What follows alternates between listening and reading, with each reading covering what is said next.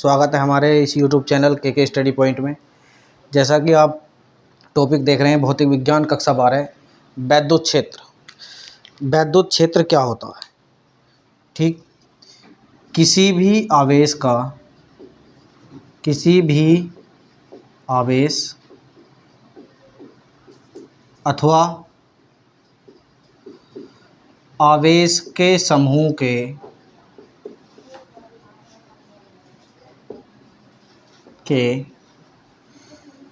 चारों ओर का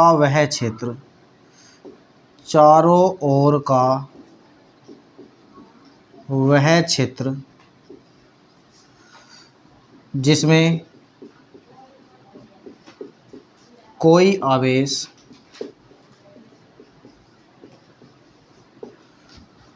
प्रतिकर्षण या आकर्षण बल का अनुभव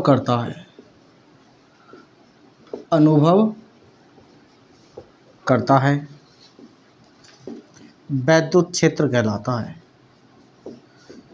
वैद्युत क्षेत्र कहलाता है अर्थात किसी भी आवेश या किसी भी आवेश के समूह के चारों ओर का वह क्षेत्र जिसमें कोई अन्य आवेश प्रतिकर्षण या आकर्षण बल का अनुभव करता है, उसे वैद्युत क्षेत्र कहते हैं। जैसे मान लो ये कोई आवेश है, मान लो इस पर प्लस क्यू आवेश है, ठीक, तो इसके चारों तरफ का वह क्षेत्र, मान लो इसके चारों तरफ का यह क्षेत्र हो जाएगा, ठीक, इसके चारों तरफ का वह क्षेत्र जिसमें कोई आवेश, अगर ये प्लस का है और ये भी प्लस का है, तो ये आवेश इसे प्रतिकर्षण बल लगाएगा। कौन सा बल लगाएगा? प्रतिकर्षण बल लगाता है। अगर मान लो कोई अन्य आवेश हो जो माइनस का हो, तो इस पर प्लस का आवेश है, इस पर माइनस का आवेश है। जैसा कि ये कोई अन्य आवेश है, इस पर माइनस का चिन्ह है, इस पर प्लस का चिन्ह है, तो ये वाला आवेश इस वाले आवेश को अपनी तरफ आकर्षित करेगा, अर्थात आकर्षण बल लगाएगा। कैसा बल लगाएगा? आकर्षण बल। तो कह सकते हैं किसी भी आवेश या आवेश के समूह के चारों ओर का वह क्षेत्र जिसमें कोई अन्य आवेश प्रतिकर्षण अथवा आकर्षण बल का अनुभव करता है, उसे वैद्युत क्षेत्र कहते हैं। क्या कहते हैं? वैद्युत क्षेत्र कहते हैं। इसे ई से प्रदर्शित करते हैं। ई से प्रदर्शित करते हैं।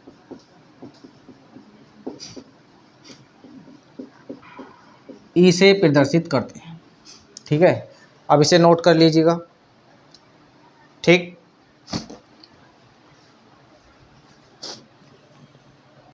आइए अब नया टॉपिक है वैद्युत बल रेखाएं। वैद्युत बल रेखाएं क्या चीज़ होती हैं? ठीक, वैद्युत बल रेखाएं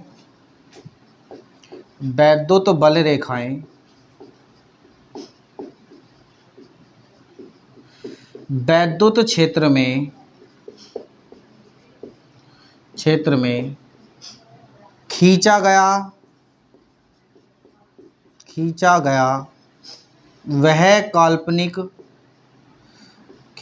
वह काल्पनिक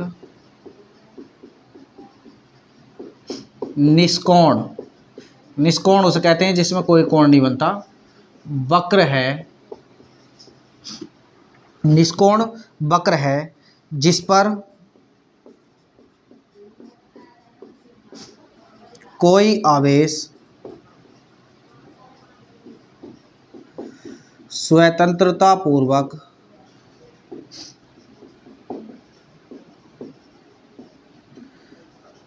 चलता है। अर्थात वैद्युत बल रेखाएं वैद्युत क्षेत्र में खींचा गया वह काल्पनिक पृष्ठ है जिस पर कोई आवेश स्वतंत्रता पूर्वक चलता है, मतलब स्वतंत्र रूप से चलता है। ठीक, आगे देखो, वैद्युत क्षेत्र में किसी रेखा के किसी रेखा के किसी बिंदु पर वैद्युत क्षेत्र में किसी रेखा के किसी बिंदु पर खींची गई स्पर्शरेखा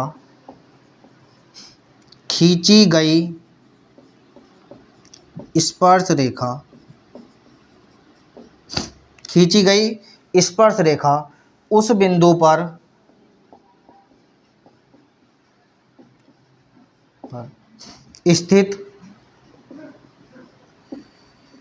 स्थित धनावेश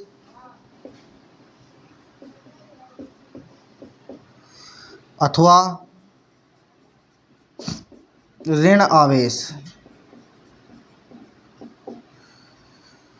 पर लगने वाले बल को प्रदर्शित करती है।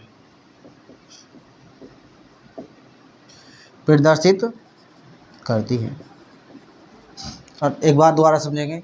वैद्युत बल रेखाएं वह वैद्युत क्षेत्र में खींचा गया और वह काल्पनिक निष्कोण वक्र है जिस पर कोई आवेश स्वतंत्रतापूर्वक चल सकता है।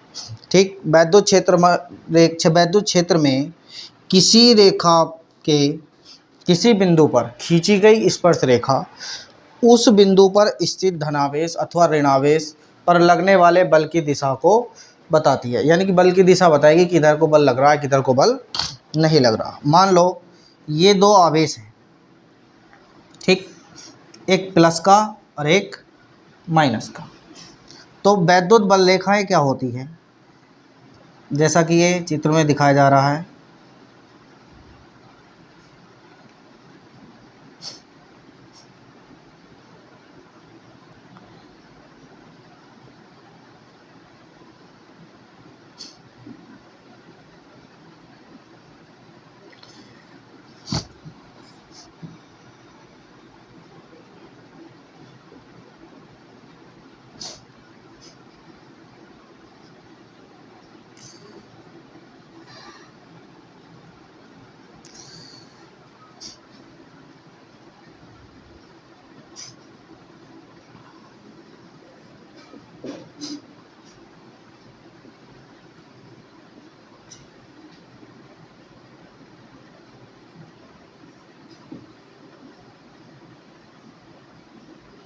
समझो, देखो वैद्युत बल रेखाएं क्या होती हैं, वो प्लस से निकलकर, प्लस यानी कि धनावेश से निकलकर ऋणावेश की तरफ चलती है।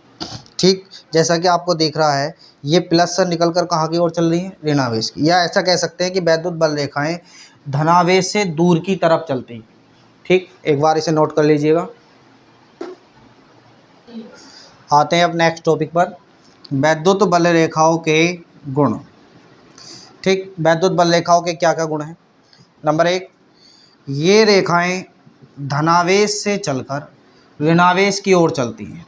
किससे चलती हैं, धनावेश से चलकर ऋणावेश की। अर्थात ये दो आवेश हैं, एक प्लस का और एक माइनस का।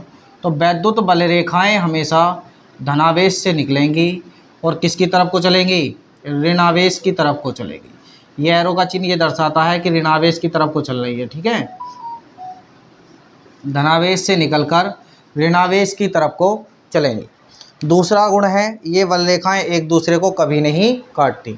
इसका मतलब ये दोनों बल रेखाएं एक दूसरे को कभी नहीं काटती। अगर ये दोनों रेखाएं एक दूसरे को काटती तो वैद्युत क्षेत्र बनना संभव नहीं है।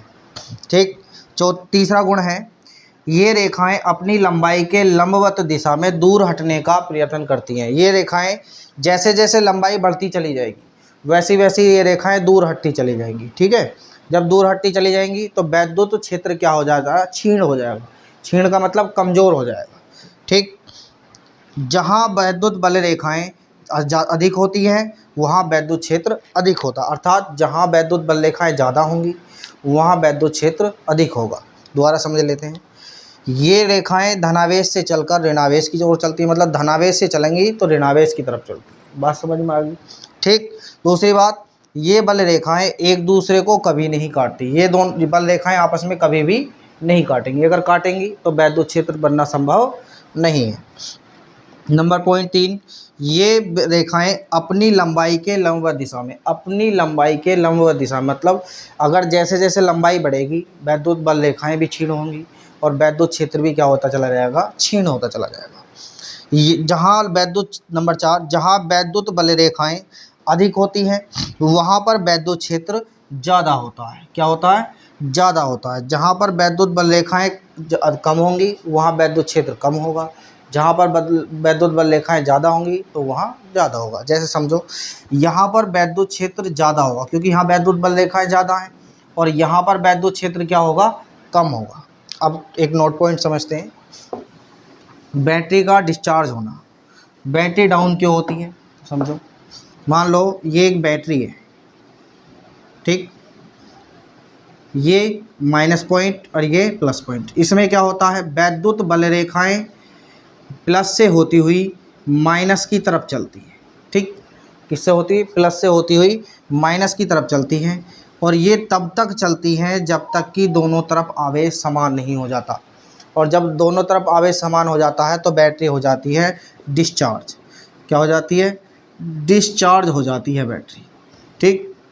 मतलब दोबारा समझो, बैटरी का डिस्चार्ज होना क्या है, एक बैटरी में एक पॉइंट प्लस का होता है, एक माइनस का होता है, ठीक।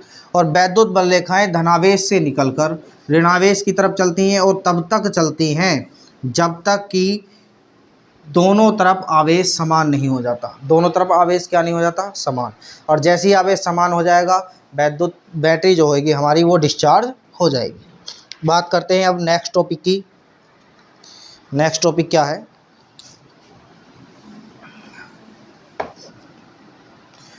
वैद्युत क्षेत्र की तीव्रता। वैद्युत क्षेत्र की तीव्रता, वैद्युत क्षेत्र की तीव्रता क्या है, वैद्युत भी बोल देते हैं, विद्युत भी बोल देते हैं, ठीक है। देखो वैद्युत क्षेत्र की तीव्रता क्या है, वैद्युत क्षेत्र में, वैद्युत क्षेत्र में किसी बिंदु पर, वैद्युत क्षेत्र में किसी बिंदु पर रखे आवेश, आवेश पर लगने वाला बल, लगने वाला बल तथा उस आवेश के, आवेश के मान की निष्पत्ति को, मान की निष्पत्ति को वैद्युत क्षेत्र की तीव्रता, वैद्युत क्षेत्र की तीव्रता कहते हैं। क्या कहते हैं, वैद्युत क्षेत्र की तीव्रता कहते हैं। दोबारा समझो, वैद्युत क्षेत्र में किसी बिंदु पर कोई आवेश होगा, उस आवेश पर लगने वाला बल तथा उस आवेश के मान की निष्पत्ति को वैद्युत क्षेत्र की तीव्रता कहते हैं। इसे ई वेक्टर से प्रदर्शित करते हैं। देखो वेक्टर जिसके ऊपर लग जाता है समझ लो वो सदिश राशि है। कैसी राशि है, सदिश। मान लो, अब नई लाइन से लिखेंगे, माना वैद्युत क्षेत्र, वैद्युत क्षेत्र में किसी बिंदु पर, वैद्युत क्षेत्र में किसी बिंदु पर एक धन परीक्षण आवेश, आवेश Q0 रखा है, तब उस पर F बल कार्य करता है, कार्य करता है।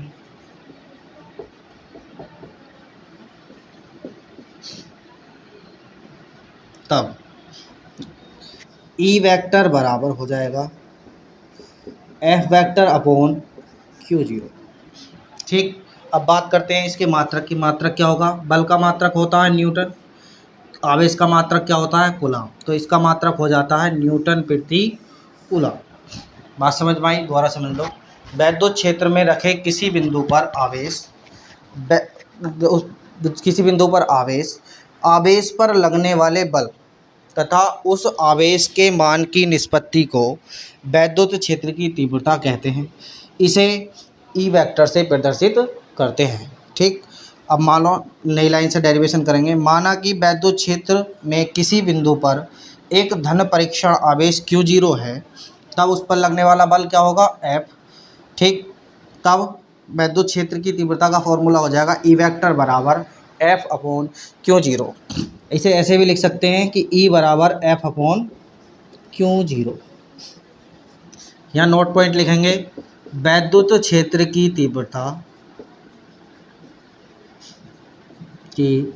तीव्रता सदिश राशि है। ठीक, एक बार इसे नोट कर लेंगे। यहाँ पर एक नया नोट पॉइंट बनता है कि वैद्युत क्षेत्र की तीव्रता हमेशा धनावेश से दूर की ओर चलती है। अर्थात ये भी कह सकते हैं कि धनावेश से ऋणावेश की ओर चलती है। मिलते हैं हमारे नेक्स्ट वीडियो में। आज के लिए इतना ही काफ़ी है। थैंक यू, धन्यवाद।